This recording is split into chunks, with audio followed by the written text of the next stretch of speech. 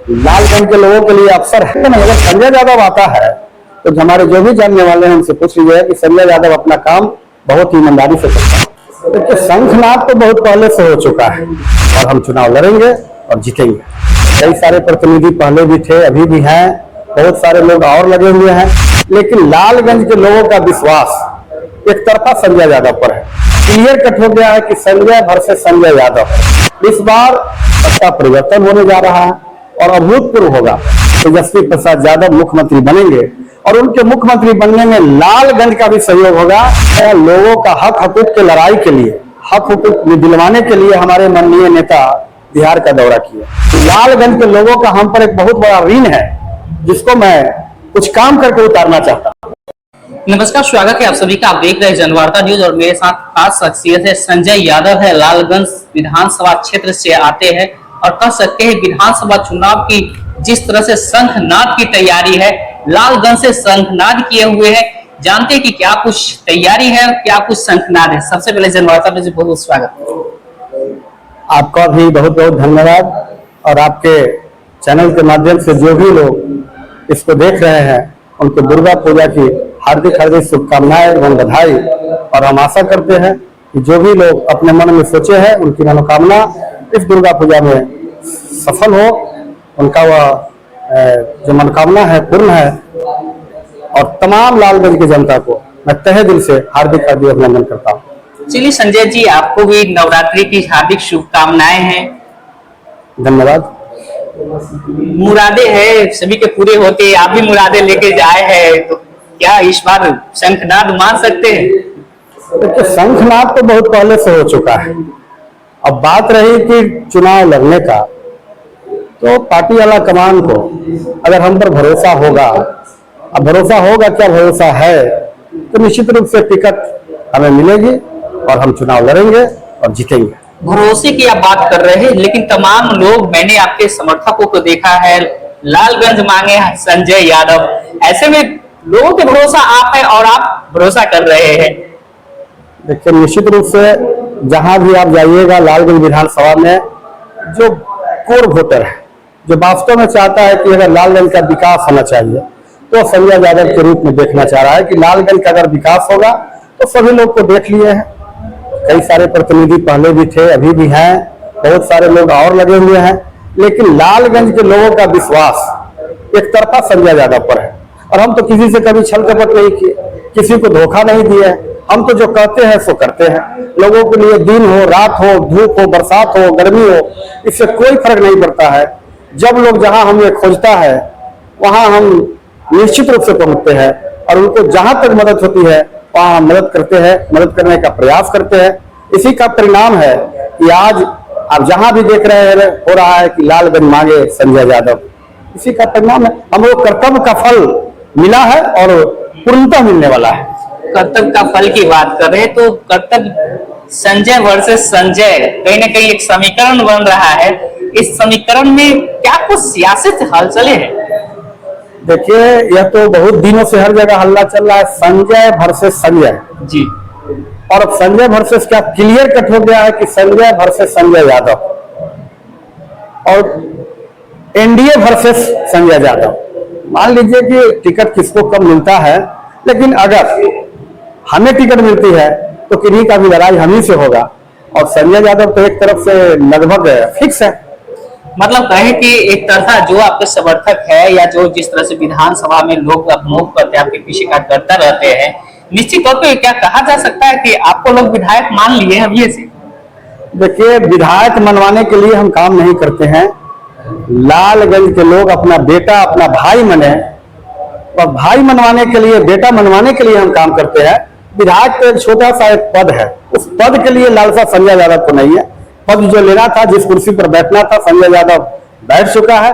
अब लोगों के दिल में राज करना चाहता है, लोगों के दिल में रहना चाहता है। ऐसे में लगातार क्षेत्र में बने हुए रहते हैं, कार्यकर्ताओं के बीच में रहते हैं, समाज सेवा करते ही रहते हैं, लेकिन बिहार विधानसभा चुनाव में आ रहे हैं, लोगों की डिमांड है। ऐसे में आपकी क्या कुछ भूमिकाएं होगा इस चुनाव में? देखिए, इस बार आइकॉन जो नौजवानों के हैं, नौकरी मैन ऑफ इंडिया है। लोगों का विश्वास जो है तेजस्वी प्रसाद यादव में। इस बार बिहार में सत्ता परिवर्तन होने जा रहा है और अभूतपूर्व होगा। 2/3 से ज्यादा बहुमत से तेजस्वी प्रसाद यादव मुख्यमंत्री बनेंगे और उनके मुख्यमंत्री बनने में लालगंज का भी सहयोग होगा और 243 में जितना सीट तेजस्वी प्रसाद यादव जीतेंगे उसमें से एक सीट राजद के लिए, महागठबंधन के लिए लालगंज भी होगा।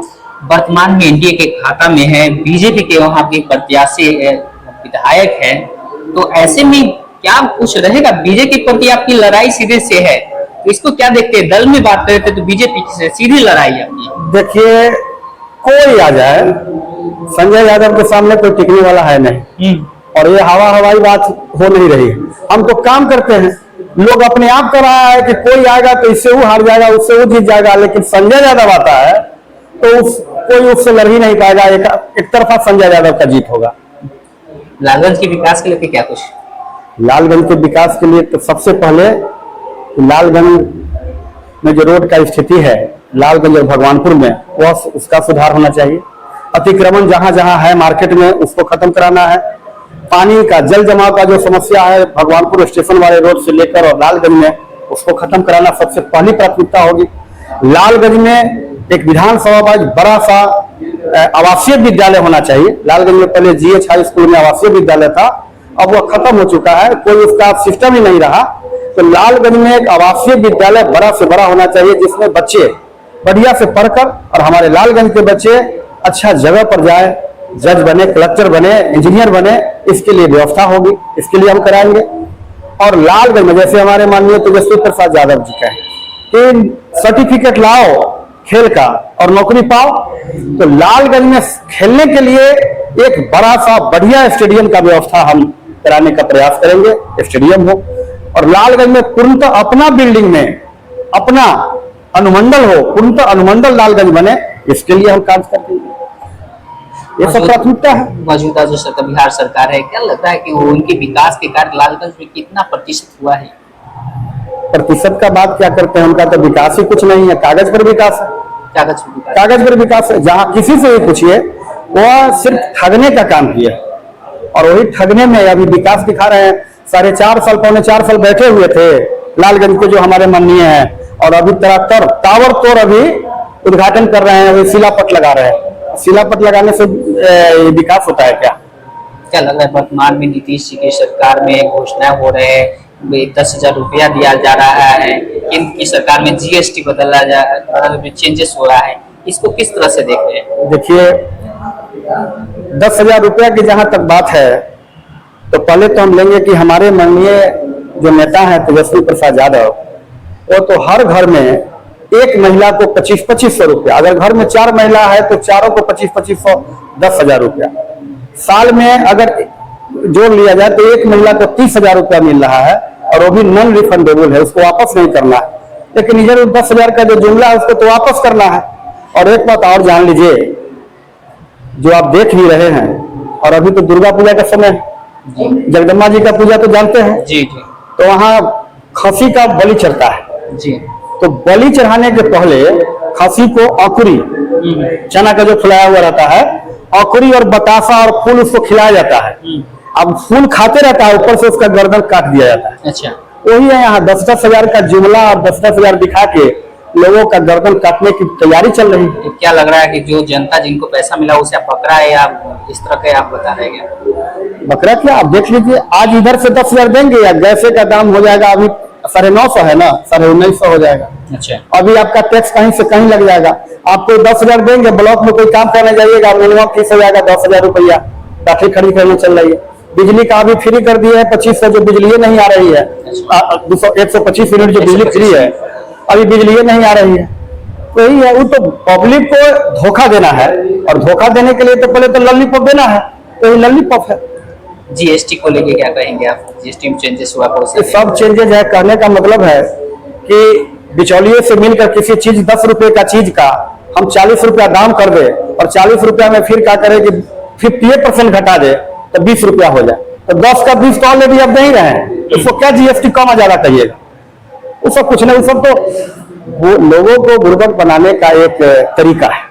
आप लोग वोटर अधिकार यात्रा पे निकले थे, उसके बाद में बिहार यात्रा पे निकले हैं, क्या है वोटर अधिकार और के माध्यम से, बिहार यात्रा के माध्यम से क्या कुछ राजनीतिक समीकरण तैयार है? देखिए, राजनीतिक समीकरण का लोगों का हक हकूक के लड़ाई के लिए, हक हकूक दिलवाने के लिए हमारे माननीय नेता बिहार का दौरा किया।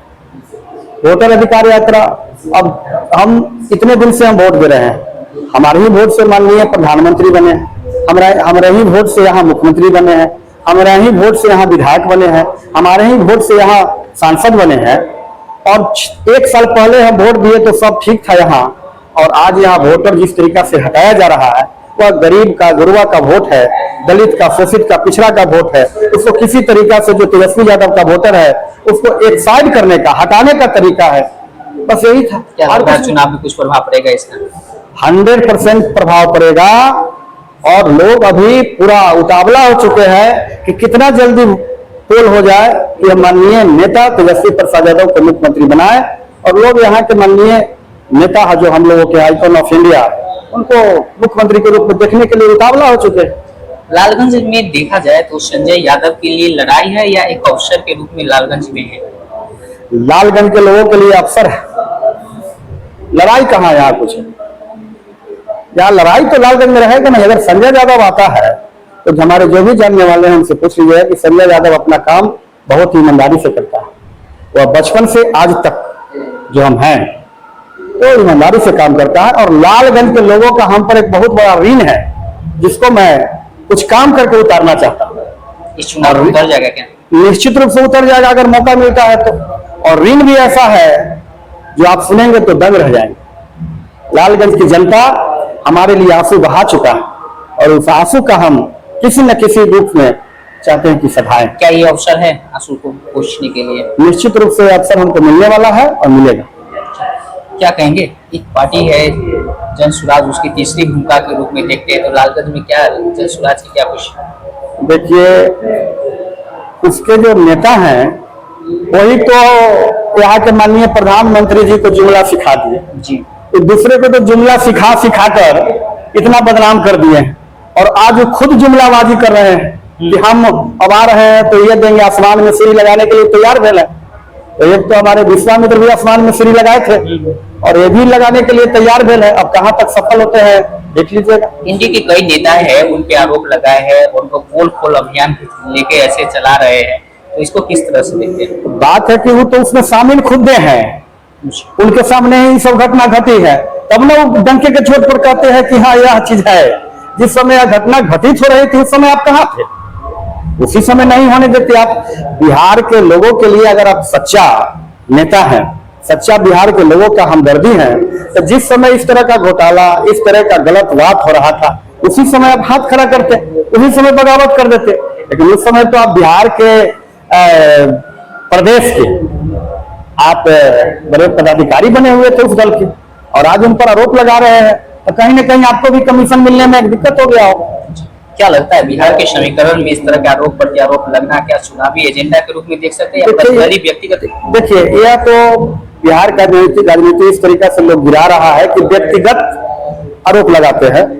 अगर किसी तरह का गलती हुआ है तो सब लोग मिलकर उस गलती को सुधारने की जरूरत है, और सीधे किसी व्यक्ति विशेष पर आरोप लगा दे और चुनाव खत्म हो जाए, फिर मतलब खत्म हो जाए, ऐसा नहीं होना चाहिए। चलिए, ऐसा नहीं होना चाहिए। चुनाव भी वक्त है तो समीकरण ही तय करेगा क्या कुछ रणनीति अपना रहे। फिलहाल राजद के लेके क्या कुछ तैयारी है लालगंज के लिए? देखिए, राजद का ऐसा वोटर है कि उसको तैयारी की जरूरत नहीं होती है। अच्छा, वो तो एक बार वहां से शंखनाद होता है या सब तैयार हो जाता है कि कई नंबर में हमारा लालटेन छाप है। अच्छा, बस तैयार रहता है। तैयारी क्या करना है? तैयारी तो उसको करना है जो इधर उधर जुमला बोला है, इधर उधर लोगों को बहलाया है, फुसलाया है, झूठ बोला है। यहाँ तो झूठ की कुछ बात है नहीं। यहाँ तो गरीब गुरबा का सरकार आने वाली है, और जो लोग लालू प्रसाद यादव 1990 में जो लोगों को हिम्मत दिए, लोगों को जो मान सम्मान दिलवाए, लोगों के लिए जो काम किए हैं, उसका यह बनवास अब खत्म हो रहा है, और माननीय नेता तेजस्वी प्रसाद यादव अगला मुख्यमंत्री होने जा रहे हैं। अगला लालगंज का विधायक संजय यादव बने और आपने ऋण चुकाने की बात की है, क्या इसके लिए आप तैयार हैं? 24 आवर तैयार हैं हम। क्या कुछ संदेश देंगे लालगंज के लोगों? लालगंज के लोगों को मेरा संदेश है कि अगर आला कमान हम पर विश्वास करते हैं टिकट हमें मिलती है तो निश्चित रूप से आपके सहयोग से जीत होगी, और जीत होगी, अद्वितीय जीत होगी। और लालगंज में जो आज तक विकास नहीं हुआ और विकास की गंगा बहेगी। और लोगों के मन में सबसे बड़ा बात कि मान सम्मान संजय यादव हमेशा देते आया है, और अब अगर विधायक बनकर आता है तो थाना हो, ब्लॉक हो, कोई भी सरकारी कार्यालय हो, वहां सबसे पहले लालगंज के लोग अगर जाएंगे तो उनको बैठने के लिए कुर्सी मिलेगा, पानी मिलेगा, उनको मान सम्मान मिलेगा। उसके बाद उनको काम को भी बिना किसी लेन देन के, बिना किसी घूसखोरी के, बिना किसी अपमान के, सभी सम्मान के साथ वह काम कराने के लिए संजय यादव आपके साथ खड़ा रहेगा। चलिए संजय जी, बहुमूल्य समय दिए जनवार्ता न्यूज के लिए बहुत बहुत धन्यवाद। आपको एक बार पुनः जनवार्ता को बहुत बहुत धन्यवाद, और आपका भी उज्जवल भविष्य का मैं कामना करता हूँ। धन्यवाद। चलिए, ये थे हमारे साथ संजय जी जुड़े हुए थे, और लालगंज विधानसभा क्षेत्र में आरजेडी के प्रबल दावेदार में से एक है, जिन्होंने इस तरह से ऋण चुकाने के लेकर अपनी बात रखी है। अगर जी लालगंज विधानसभा क्षेत्र से है तो आप बता सकते हैं कि आपके क्षेत्र में संजय यादव किस तरह से प्रतिनिधित्व करते हैं। अन्य खबर को देखने के लिए आप बने रहे जनवार्ता न्यूज।